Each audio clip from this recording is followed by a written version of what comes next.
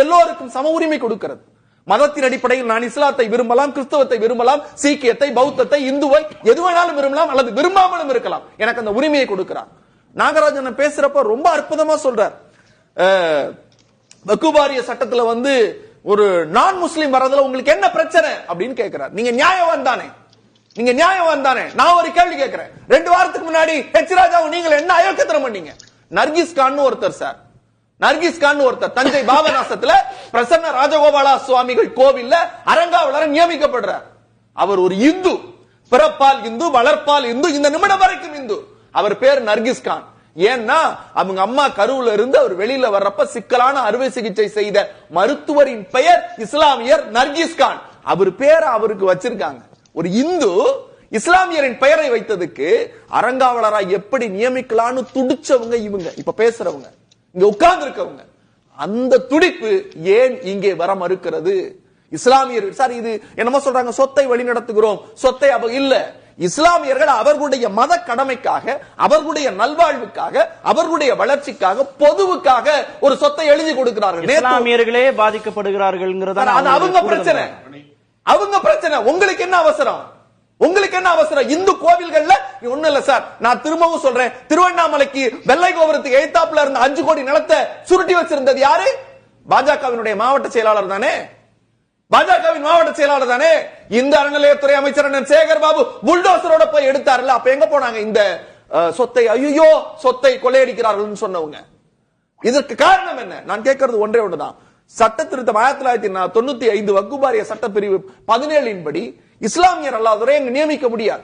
நான் ஒரே ஒரு கேள்வி கேட்கிறேன் சார். இவங்களுடைய நாடகம், இரட்டை நாடகம். என்ன சொல்றாங்க? சொத்தை அபகரிக்கிறார்கள், ஆடு நனைதன் ஓனாய் கவலைப்படுற கதை பாஜகவினுடைய கதை. இன்னைக்கு 2 பேர் நாடாளுமன்றத்தில் உண்மையாக உளப்பூர்வமாக பேசி இருக்கிறார் திமுகவின் நாடாளுமன்ற உறுப்பினர்கள். ஒன்று எங்களுடைய துணை பொதுச் செயலாளர் மாண்புக்கு மரியாதைக்குரிய ராசா, அதை போலவே கொள்கை பரப்பு செயலாளர் திருச்சி சிவா கண்ணீர் விட்டு பேசியிருக்காங்க. அவர்கள் சொன்ன நியாயத்தை பதில் பேச வேண்டும். யாரு சொல்றது?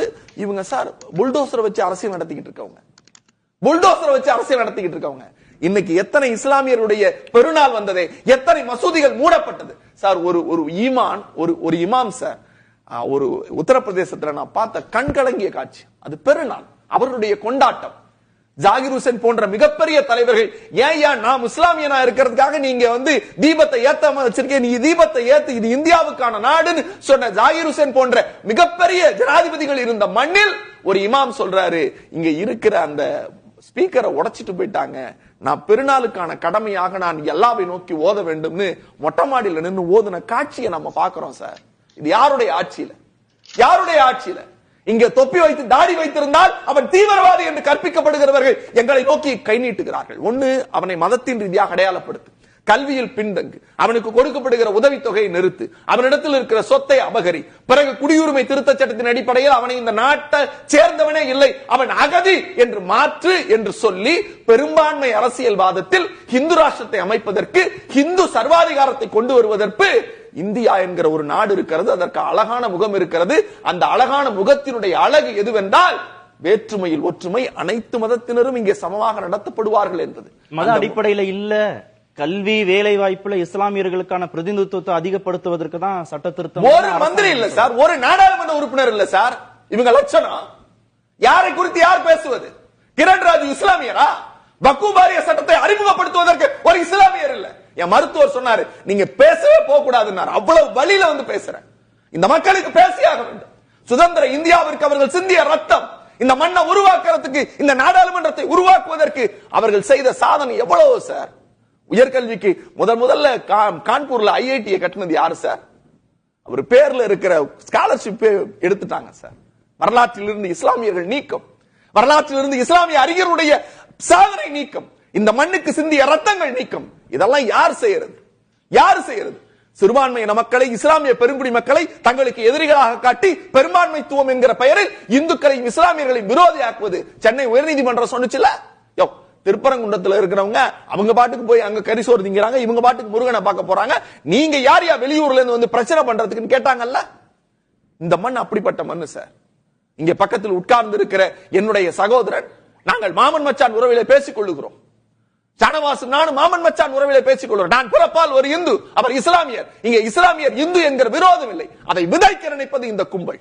இந்த கும்பலுக்கு என்ன அருகதை இருக்கிறது? இந்த மண்ணை உடைத்து இந்த இந்த மண்ணுக்கான அழகுன்னு ஒண்ணு இருக்கு sir. India is called unity and diversity. இந்த நாடு என்பது இந்த மதத்திற்கான அடையாளம் அல்ல. இங்க எல்லோரும் போற்றப்பட வேண்டும். அம்பேத்கர் அதான் சொன்னார். இந்த நாட இல்ல ஒரு வரியில முடிச்சேன் சார், எனக்கு தயவு செஞ்சு. இவங்க எல்லாரும் பேசுறாங்கல்ல சொத்து மதத்தின் அடிப்படையில். அம்பேத்கர் சொல்றார், இந்த நாட்டை நீங்க ஏன் இந்து நாடுன்னு குறிப்பிடல அப்படின்னு அவர் சொல்றாரு. இந்து நாடுன்னு குறிப்பிடலன்னு அந்த விவாதத்துல சொல்றாரு. அப்ப அம்பேத்கர் சொன்னாரு, ஒரு தாயின் குழந்தையில் ஒரு தாயினுடைய கருப்பில் 5 குழந்தைகள் பிறக்கிறது. அந்த 5 குழந்தைகளில் முதல் குழந்தை இந்து குழந்தை என்றோ, இரண்டாவது குழந்தை இஸ்லாமிய குழந்தை, மூன்றாவது குழந்தை கிறிஸ்தவ குழந்தை, நான்காவது குழந்தை சீக்கிய குழந்தை, 5வது குழந்தை பௌத்த குழந்தை என்று நான் பிரிக்க மாட்டேன். எல்லோரும் இந்திய தாயின் மடியில் பிறந்த பிள்ளைகள் என்று அம்பேத்கர் சொன்னார்.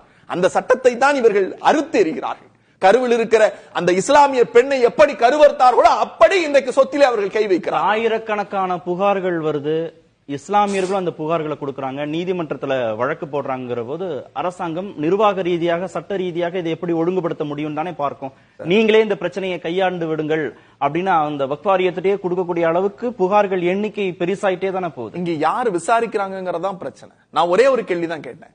நீங்க அறங்காவலர் குழுல ஒரு இந்துவாக பிறந்து இந்துவாக வாழ்ந்து கொண்டிருக்கிற நர்கீஸ்கான் என்று பெயர் வைத்திருக்கிற ஒருவர் அறங்காவலர் குழுவில் இருக்கிறார் என்பதற்காக நீங்கள் எத்தனை பேச்சு பேசினீர்கள்? ஹெச்ராஜா முதற்கொண்டு நாகராஜன் முதற்கொண்டு எத்தனை பேர் கத்தினீர்கள் சார்? ஒரு பேரு சார், அவர் இந்து, அவர் பேரு தான் நர்கீஸ்கான். அதை தெரிந்து கொள்ளாமல் இவர்கள் கலவரம் செய்தார்கள். அவர்களுக்கு ஒரு நியாயம் என்றால் இங்கே வக்ஃப் வாரிய சட்டத்துல இஸ்லாமியர் அல்லாத உறுப்பினர்கள் 2 பேரை நியமிக்க முடியும். இது எந்த விதத்தில் நியாயம்? அப்ப உங்களுக்கு ஒரு நியாயம். அறங்காவலர் குழுல இஸ்லாமியரை நியமிக்க இவங்க ஒத்துக்குவாங்களா? இவங்க கேட்கிறாங்கல்ல, அவர்களுக்கு ஒரு நியதின்னு. நான் ஒரு ராமசாமி ஒரு வழக்கறிஞர், கற்றறிந்த வழக்கறிஞர் நினைச்சேன். அவர் சொல்றாரு, தாசில்தார், டிஆர்ஓ, ஆர்டிஓ, அப்புறம் ட்ரிபியூனல், ஐஜி, அப்புறம் ஹைகோர்ட், அப்புறம் சுப்ரீம் கோர்ட்டுங்கிறாரு. இந்த அறநிலையத்துறையில என்ன சார் இருக்கு கேட்டா, ரெண்ட் கண்ட்ரோல், ரெண்ட் பிக்சேஷன்ங்கிறாரு. இந்த அறநிலையத்துறைக்கான இடம்னு முடிவாயிருச்சுன்னா அங்க கமிஷனர் கோர்ட்ல நீங்க கேஸ் நடத்தணும். கமிஷனர் கோர்ட்ல கேஸ் நடத்தி அதுக்கப்புறம் தான் ஹைகோர்ட் போக முடியும். இந்த ப்ரொசீஜர் அறங்காவலர் நிலையத்துக்கு இருக்கிறப்ப வக்ஃப் வாரியத்துக்கு இருக்காதா சார்? It's independent